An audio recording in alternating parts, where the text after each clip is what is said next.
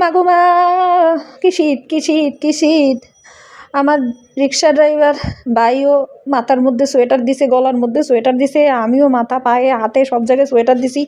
নাকের একটা সোয়েটার পরে ভালো হইতো, নাকের কোনো সোয়েটার নাই, তাই নাকের মধ্যে মাস্ক দিছি। কি ঠান্ডা রে ভাই! সকালে বেরিয়েছিলাম, ঠান্ডায় তো মরে যাচ্ছি। এরপরে মনে হইল অনেকগুলো ইউটিউবে ভিডিও দেখছি। আমাদের একটা সমস্যা, আমরা যেটা দেখি সেটাই খেতে মন চায়, সেটা ফেসবুকে দেখি আর ইউটিউবে দেখি।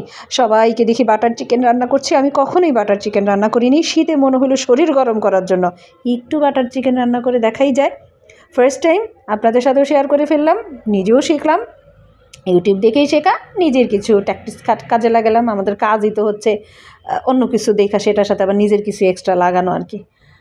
এই হচ্ছে আমার বাটার চিকেনের কি বলবো, এটাকে ম্যারিনেট করলাম আর কি। সেটার ভিতরে একটু সবুজ সবুজ লাগছে, কারণ আমি এখানে ধনিয়া পাতা বাটা দিয়েছি, কাঁচামরিচ বাটা দিয়েছি, কাঁচা টমেটো বাটা দিয়েছি, যার কারণে একটু সবুজ সবুজ লাগছে।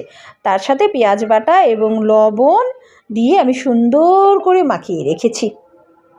আগের দিন করে রেখেছিলাম, কারণ পরের দিন আরও বেশ কিছু কাজ ছিল আমার। আর এই যে মূল উপাদান, সেটা হচ্ছে বাটার। অনেকগুলি বাটারই লেগেছিল, একটা বড় বাটারের অর্ধেকটাই আমি দিয়ে দিয়েছিলাম।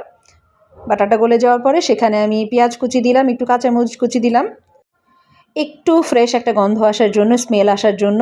এরপরে ম্যারিনেট করা চিকেনটাও আমি দিয়ে দিলাম।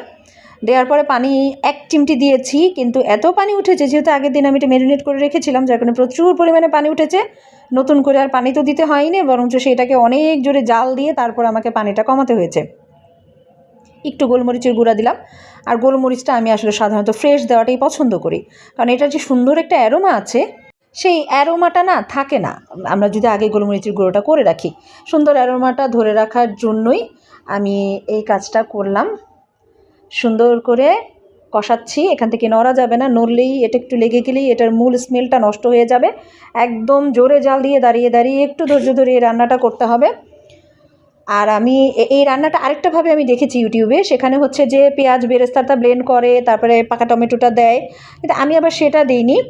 আমি হচ্ছে কাঁচা পেঁয়াজটাই দিয়েছি, একটু পেঁয়াজ বেরেস্তা করে নিয়েছি। আর এখন যেটা দিলাম সেটা হচ্ছে সেই যে বাদাম বাটা দেখিয়েছিলাম, সেই বাদাম বাটাটা তার সাথে একটু টক দই মিশিয়ে একটু ফেটে আমি পানিতে মিশিয়ে দিয়ে দিলাম। এখানে দুধ দেওয়া যায়, আর এখন একটু চিনির গুঁড়ো ছিটিয়ে দিলাম, টক দই দিয়েছি যেহেতু, একটু চিনির গুঁড়ো তো দিতেই হবে আমাকে ব্যালেন্স আনার জন্য স্বাদের।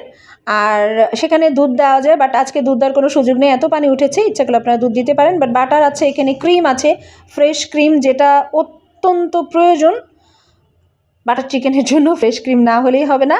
আমি ফ্রেশ ক্রিম নিয়েছিলাম, ডানরটা স্টেরিলাইজড ক্রিম যেটা বলে।